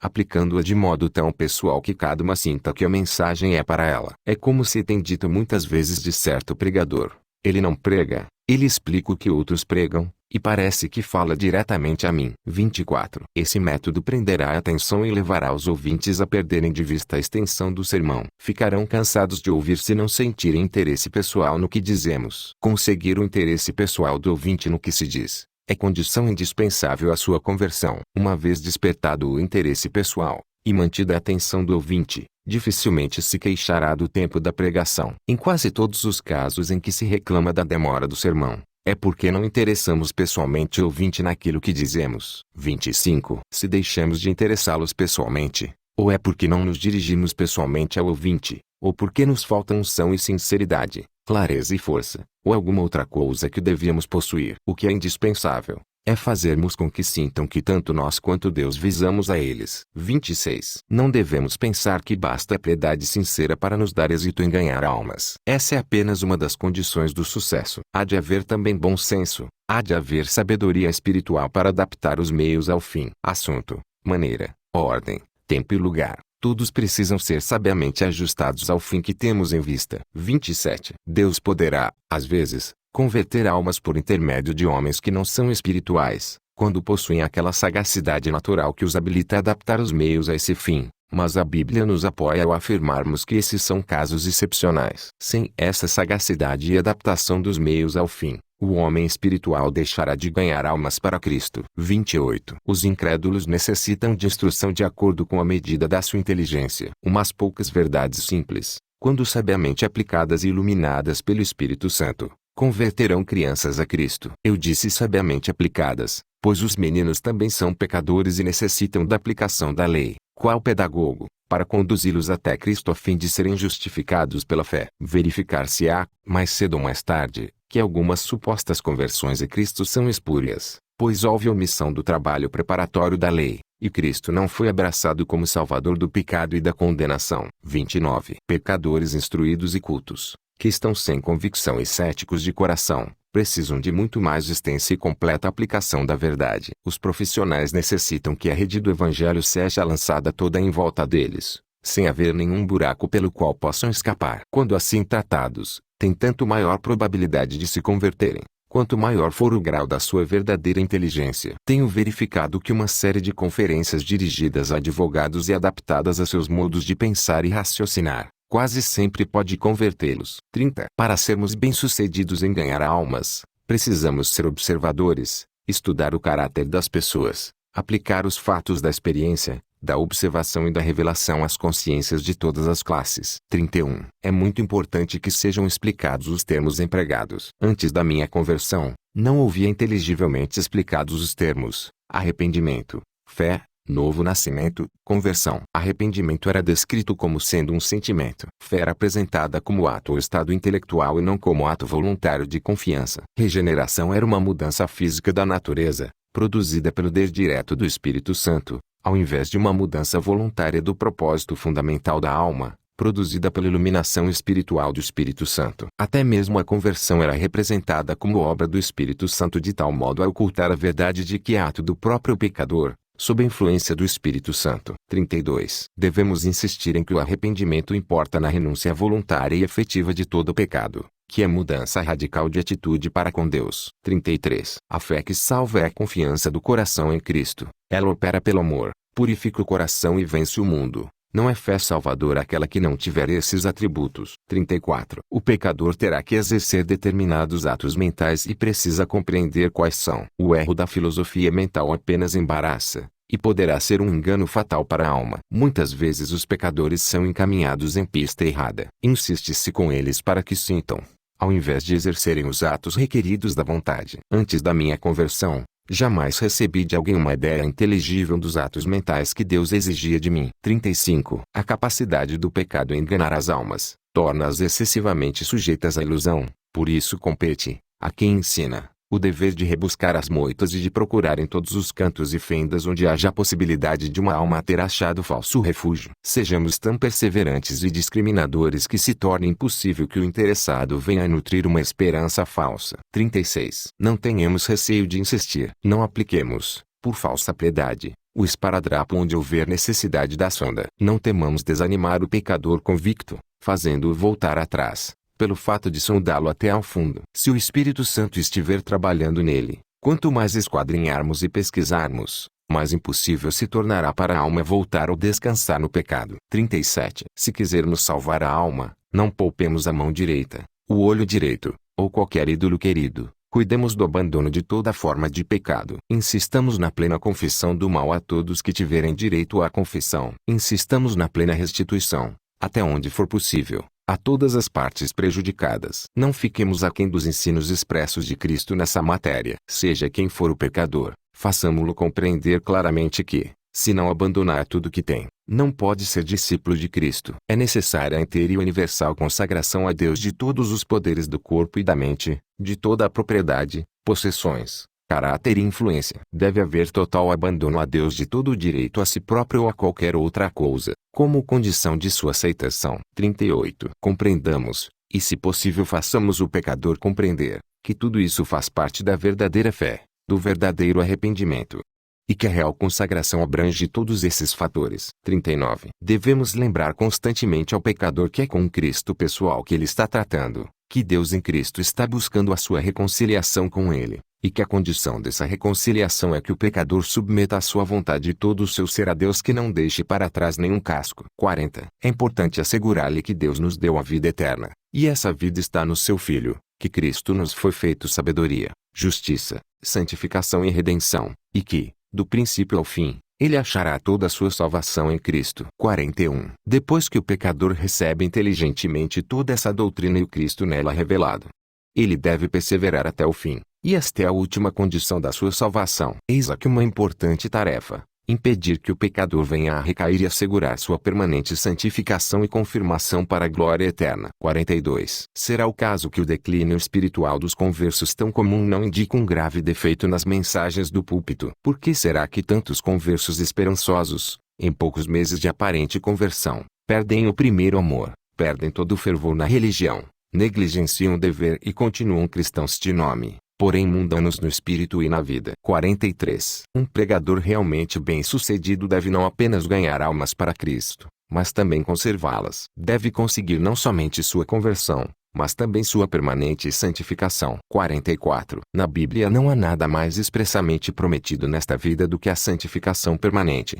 1 Tessalonicenses 5.23.24. O mesmo Deus da paz vos santifique em tudo, e o vosso espírito, alma e corpo sejam conservados íntegros e irrepreensíveis na vinda de nosso Senhor Jesus Cristo. Fiel é o que vos chama, o qual também o fará. Essa é indubitavelmente a oração dos apóstolos pela santificação permanente nesta vida, com a promessa explícita de que aquele que nos chamou o fará. 45. Aprendemos pelas Escrituras que, tendo nele crido somos, ou podemos ser, selados com o Santo Espírito da promessa, e que esse selo é o penhor da nossa herança. Efésios 1.13.14. Em quem também vós, depois que ouvistes a palavra da verdade, o evangelho da nossa salvação, tendo nele também crido, fostes selados com o Santo Espírito da promessa, o qual é o penhor da nossa herança até o resgate da sua propriedade, em louvor da sua glória. Esse selo, esse penhor da nossa herança, é que assegura a nossa salvação. Assim, em Efésios 4.30, o apóstolo diz: não entristeçais o Espírito de Deus, no qual fostes selados para o dia da redenção. E em 2 Coríntios 1.21.22 o apóstolo diz: mas aquele que nos confirma convosco em Cristo, e nos ungiu, é Deus, que também nos selou e nos deu um penhor do Espírito em nossos corações. Assim somos confirmados em Cristo e ungidos pelo Espírito, como também selados pelo penhor do Espírito em nossos corações. E isso, é bom lembrar, é uma bênção que recebemos depois de crer, conforme Paulo nos informou em sua epístola aos Efésios, acima citada. Ora, é da máxima importância que os conversos aprendam a não ficar aquém dessa santificação permanente, desse selo, dessa confirmação em Cristo pela unção especial do Espírito Santo. 46. Ora, irmãos, se não conhecermos o que significa isso em nossa própria experiência, e não conduzirmos os conversos à mesma experiência, Falhamos lamentável e essencialmente em nosso ensino e omitimos a verdadeira nata e plenitude do Evangelho. 47. É importante compreender que, enquanto essa experiência foi rara entre os pastores, ela será desacreditada pelas igrejas e será quase impossível, a um pregador isolado dessa doutrina, vencer a incredulidade da sua igreja. Terão dúvidas a respeito, porque tão poucos pregam ou acreditam nessa doutrina. Explicarão a insistência do pastor dizendo que a sua experiência se deve a seu temperamento peculiar. Assim, deixarão de receber essa unção por causa da incredulidade. Em tais circunstâncias será muito mais necessário insistir na importância e no privilégio da santificação permanente. 48. O pecado consiste no pendor da carne, em fazer a vontade da carne e dos pensamentos. A santificação permanente consiste na consagração integral e permanente a Deus. Importa na recusa de se obedecer à vontade da carne e dos pensamentos. O batismo ou selo do Espírito Santo subjuga o poder dos desejos, fortalece e confirma a vontade na resistência ao impulso do desejo e no propósito permanente de fazer de todo ser uma oferta a Deus. 49. Se nos mantivermos em silêncio sobre esse assunto,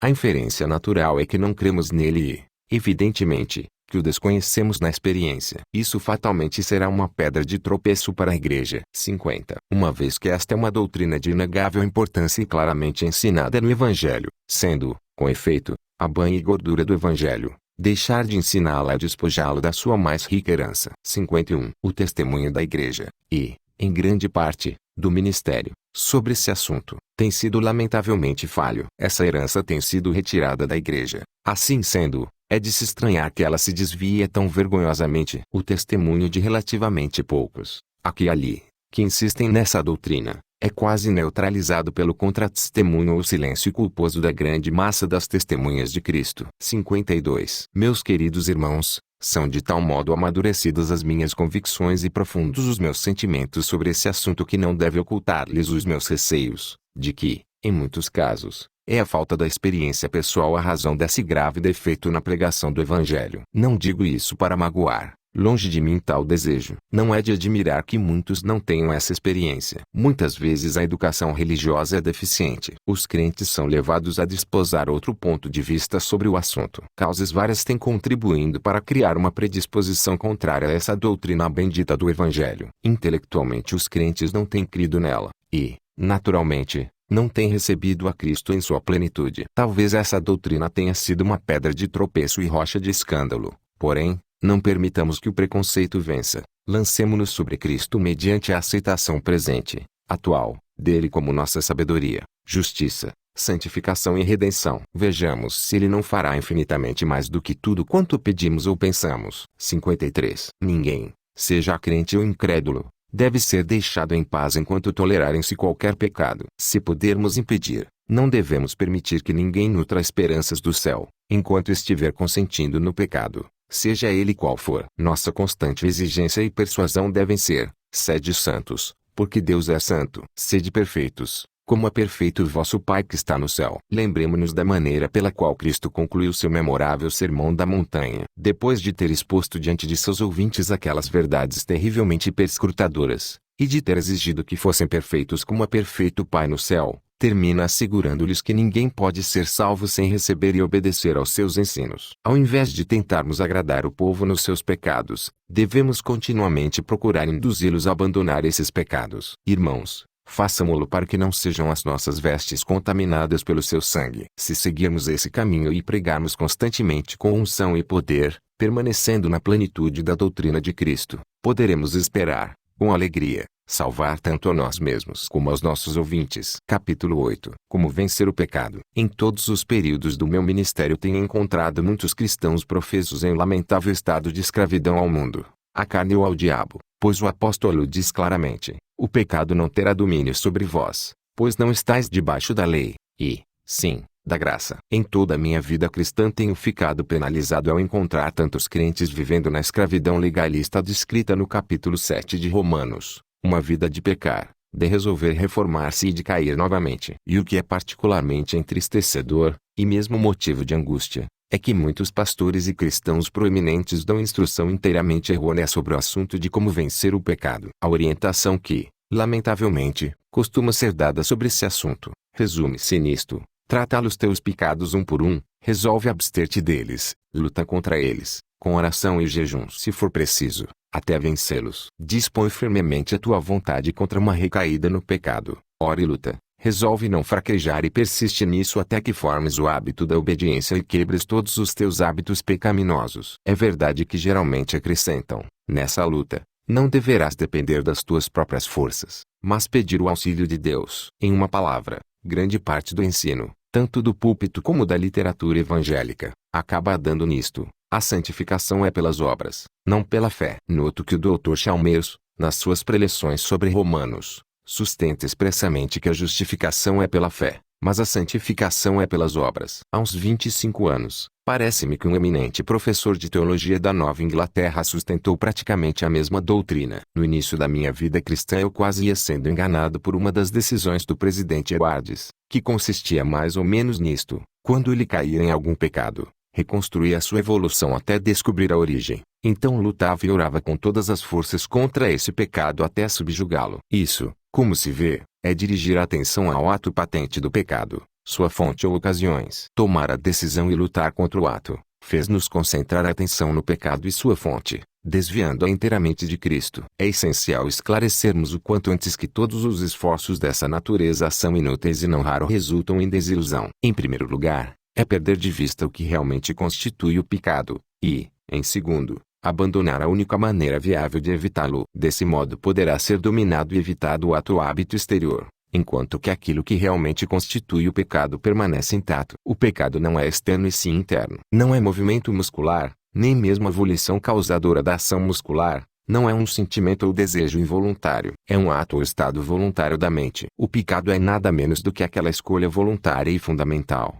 Aquele estado de submissão ao agrado próprio, donde procedem as volições, as ações externas, os propósitos, as intenções, enfim todas as causas que são comumente chamadas de pecado e contra que estamos agindo, quando tomamos resoluções e fazemos esforços para suprimir hábitos pecaminosos e formar outros, santos. O amor é o cumprimento da lei. Mas podemos induzir o amor por meio de decisões? As decisões eliminam o egoísmo? Claro que não. Podemos suprimir esta ou aquela manifestação ou expressão do egoísmo, resolvendo não fazer isto ou aquilo, orando e lutando contra o mal. Podemos resolver prestar obediência aos mandamentos de Deus. Mas arrancar do peito o egoísmo por meio de resoluções é um contrassenso. Assim também é contrassenso o esforço para conseguir, por meio de decisões, obedecer em espírito os mandamentos de Deus, amar conforme a lei de Deus. Há muitos que sustentam que o pecado consiste nos desejos. Que seja, dominamos por força de resoluções os nossos desejos. Poderemos, pela resolução,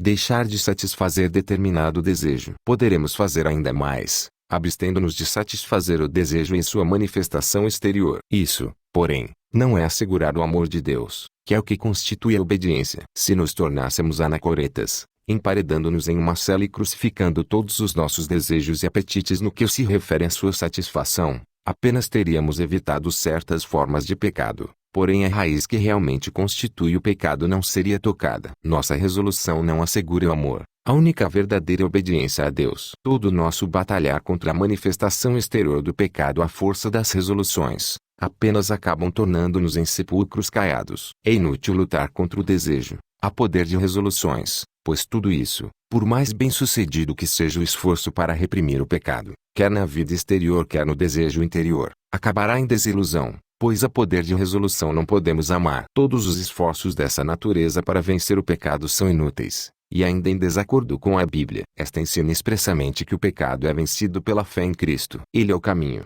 a verdade e a vida. Disse a respeito dos crentes que seus corações são purificados pela fé. Atos 15.9. E em Atos 26.18 afirma-se que são santificados pela fé em Cristo. Em Romanos 9.31 a 32 lemos que os judeus não atingiram a justiça porque não a buscaram pela fé e, sim, pelas obras. A doutrina da Bíblia é que, pela fé, Cristo salva o seu povo do pecado, que o Espírito de Cristo é recebido pela fé para habitar no coração. É a fé que opera pelo amor. O amor é operado e sustentado pela fé. Pela fé os crentes vencem o mundo, a carne e o diabo. É pela fé que se apagam todos os dardos inflamados do maligno. É pela fé que os crentes se revestem do Senhor Jesus Cristo e se despem do velho homem com os seus feitos. É pela fé que combatemos o bom combate, e não pelas resoluções. É pela fé que ficamos em pé e pelas resoluções é que caímos. Esta é a vitória que vence o mundo, A nossa fé é pela fé que a carne é subjugada e conquistados os desejos carnais. Na realidade é simplesmente pela fé que recebemos o Espírito de Cristo para operar em nós o querer e o efetuar segundo o seu beneplácito. Ele derrama em nosso coração o seu próprio amor,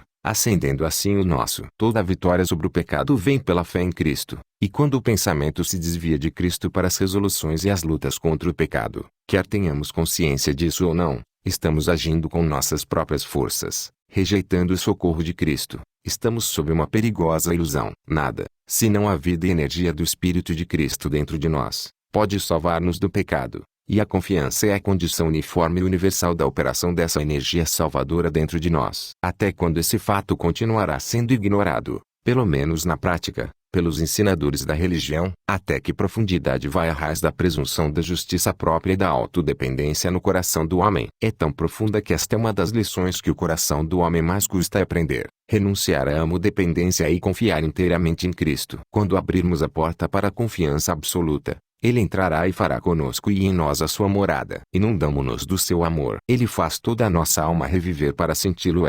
Assim e somente assim, purifica o nosso coração pela fé. Ele sustenta nossa vontade na atitude de devoção. Ele aviva e regula nossos afetos, desejos, apetites e paixões, tornando-se a nossa santificação. Muito do que ouvimos em reuniões de oração e de conferência, do púlpito e da literatura, da orientação tão errônea, que ouvir ou ler tais orientações se torna doloroso ao ponto de ser quase insuportável. Isso só pode gerar ilusão, desânimo e a rejeição prática de Cristo conforme apresentado no Evangelho. Aí da cegueira que conduz à confusão a alma que anseia a libertação do poder do pecado. Tenho escutado, às vezes, doutrinas legalistas sobre este assunto até sentir vontade de gritar. É simplesmente incrível ouvirmos de homens cristãos que fazem objeção ao ensino que tenho apresentado aqui, alegando que nos deixa em estado passivo, para sermos salvos sem atividade nossa. Que ignorância essa objeção revela! A Bíblia ensina que, pela confiança em Cristo, recebemos uma influência interior que estimula e dirige a nossa atividade,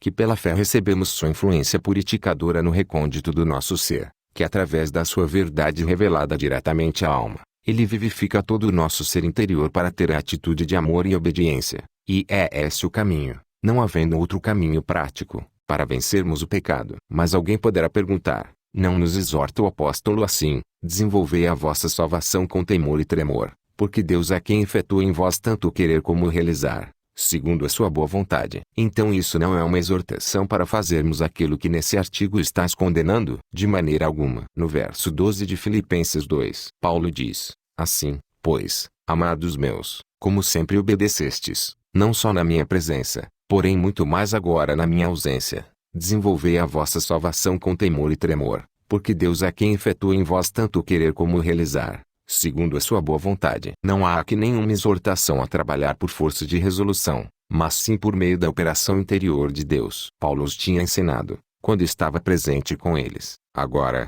na sua ausência, exorta-os a desenvolverem a salvação, não pela resolução, mas pela operação de Deus. É precisamente essa a doutrina do presente folheto. Paulo ensinara muitas vezes à igreja, que Cristo no coração é a nossa santificação, e que essa influência se recebe pela fé. Portanto, não iria agora ensinar que a nossa santificação deve ser desenvolvida mediante soluções e esforços para reprimir hábitos pecaminosos e formar hábitos santos. De modo muito feliz esse passo da Escritura reconhece as duas agências, divina e humana, na obra da santificação. Deus opera em nós o querer e o realizar. Nós aceitamos pela fé sua operação, queremos e efetuamos de acordo com a sua boa vontade. A própria fé é um estado ativo e não passivo. A ideia de uma santidade passiva é um contrassenso. Que ninguém alegue que, ao exortarmos as pessoas a confiarem inteiramente em Cristo, estamos ensinando que alguém deve ou possa ser passivo ao receber em seu íntimo a influência divina e com ela cooperar. Essa influência é moral e não física. É persuasão e não força. Influência é livre vontade e, por conseguinte, o faz pela verdade e não pela força. Oxalá fosse compreendido que toda a vida espiritual, que houver em qualquer pessoa, é recebida de Cristo pela fé, como o ramo recebe da videira a sua vida. Abaixo com o evangelho das resoluções. É uma cilada de morte. Abaixo com o esforço para tornar a vida santa, quando o coração não tem em si o amor de Deus. Oxalá os homens aprendessem a olhar diretamente para Cristo pelo evangelho, e de tal modo a chegarem-se a Ele mediante um ato de confiante amor, que ficassem envolvidos na simpatia universal do seu modo de pensar. Isso, e somente isso, é santificação. Capítulo 9. Pregador, salva a ti mesmo. Tem cuidado de ti mesmo e da doutrina. Continua nestes deveres, porque, fazendo assim, salvarás tanto a ti mesmo como aos teus ouvintes. 1 Timóteo 4:16. Não vou pregar a pregadores, mas apenas sugerir algumas condições sob as quais poderão apossar-se da salvação prometida nesse texto. 1. Cuide em ser constrangido pelo amor a pregar o Evangelho, como foi Cristo a providenciar um Evangelho. 2. Cuide em ter o revestimento especial de poder do alto, pelo batismo do Espírito Santo. 3. Cuide em ler a vocação, não apenas da cabeça, mas do coração, para empreenderes a pregação do Evangelho. Com isso quero dizer, ser cordial e intensamente inclinado a buscar a salvação de almas como a grande missão da tua vida, e não empreendas aquilo a que teu coração não te impelir. 4. Mantém constantemente a comunhão íntima com Deus. 5. Faze da Bíblia o teu livro dos livros. Estuda muito, de joelhos, esperando iluminação divina. 6. Acautela-te de depender dos comentários. Consulta-os quando convier, porém julga por ti mesmo à luz do Espírito Santo. 7. Guarda-te puro em propósito, em pensamento, em sentimento, em palavras e em ações. 8. Contempla a culpa dos pecadores e o perigo que correm, para que se intensifique teu zelo pela sua salvação. 9. Também pondera profundamente e demora-te diante do infinito amor e compaixão de Cristo por eles. 10. Ama-os de tal modo a estares pronto a morrer por eles. 11. Dedica os esforços da tua mente ao estudo de meios e modos de salvá-los. Faze disso o grande e intensivo estudo da tua vida. 12. Recusa-te a ser desviado dessa obra. Guarda-te contra toda tentação que arrefeça teu interesse nela. 13. Crê na afirmação de Cristo,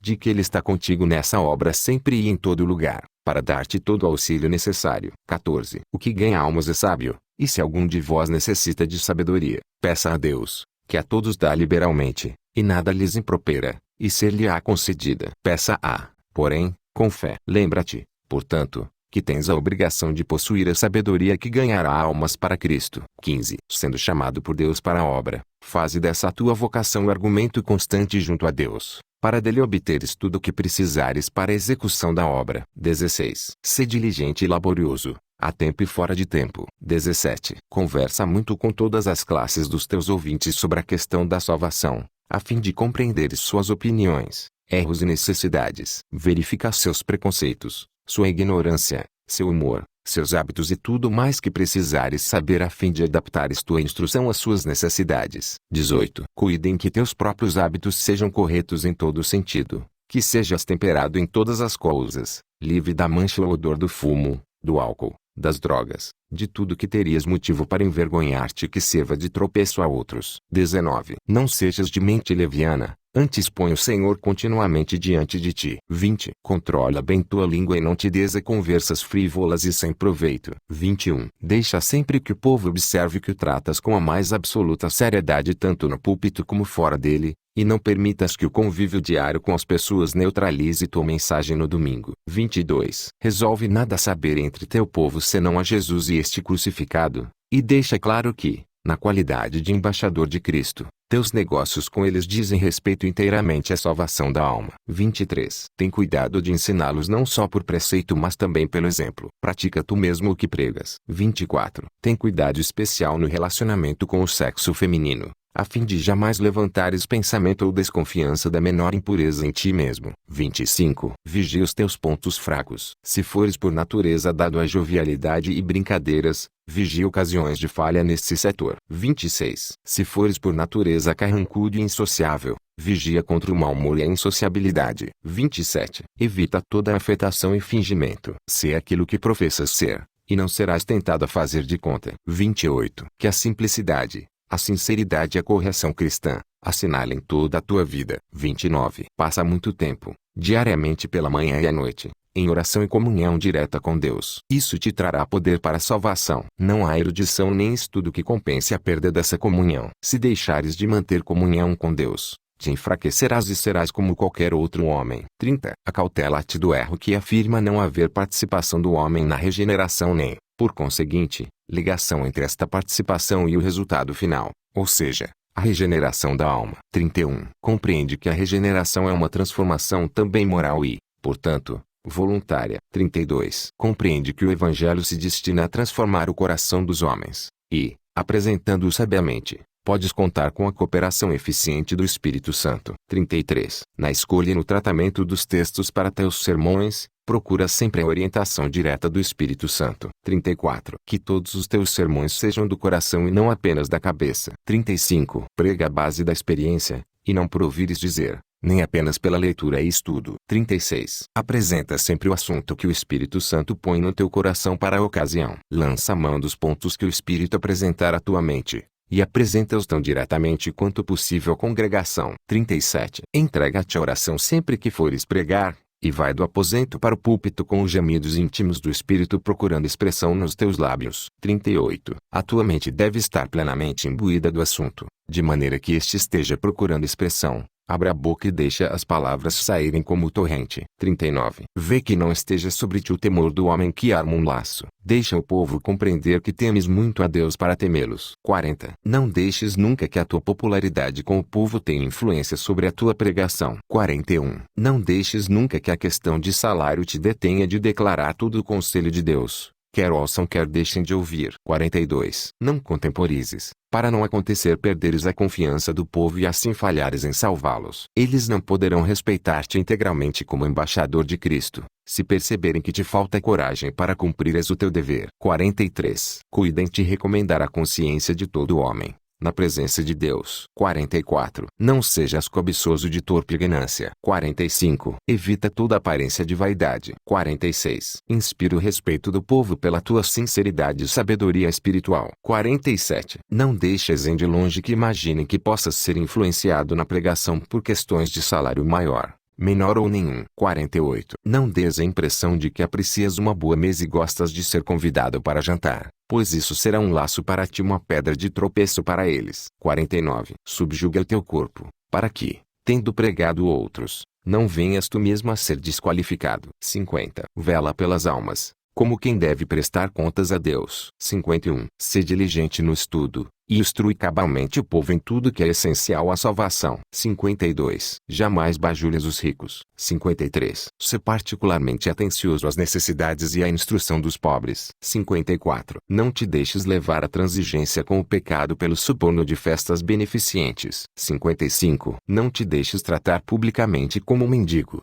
pois do contrário virás a merecer o desprezo de larga classe dos teus ouvintes. 56. Repele toda a tentativa de fechares a boca a tudo quanto for extravagante, errado ou prejudicial entre o teu povo. 57. Mantém a tua integridade e independência pastorais, para não cauterizar a consciência, apagar o Espírito Santo e perder a confiança do povo e o favor de Deus. 58. Seu exemplo do rebanho. Permite que a tua vida ilustre o teu ensino. Lembra-te de que as tuas ações e espírito ensinarão com ainda maior ênfase do que os teus sermões. 59. Se pregas que os homens devem servir a Deus e ao próximo por amor, cuida em fazer o mesmo e evita tudo que possa dar a impressão de que trabalhas por salário. 60. Serve ao povo com amor e anima-os a retribuir, não com o equivalente em dinheiro, mas com a retribuição do amor, que proporcionará refrigério tanto a ti como a eles. 61. Repele toda proposta para angariar fundos para ti ou para o trabalho da igreja junto a homens mundanos, embora sejam solícitos. 62. Repele as festas e reuniões sociais dispersivas, principalmente nas épocas mais favoráveis a esforços unidos para a conversão de almas a Cristo. Podes estar certo de que o diabo procurará desviar-te nessa direção. Quando estiveres orando e planejando um avivamento da obra de Deus, alguns mundanos da igreja te convidarão a uma festa. Não vás, pois se fores, terás uma série de festas, que virão anular as tuas orações. 63. Não te deixes enganar. O teu poder espiritual perante o povo nunca crescerá pela aceitação de tais convites em tais épocas. Se a ocasião é boa para festas, porque o povo está folgado, também é boa para reuniões religiosas, e tua influência deve ser aplicada para atrair o povo à casa de Deus. 64. Cuida em conhecer pessoalmente e viver diariamente a pessoa de Cristo. Fim.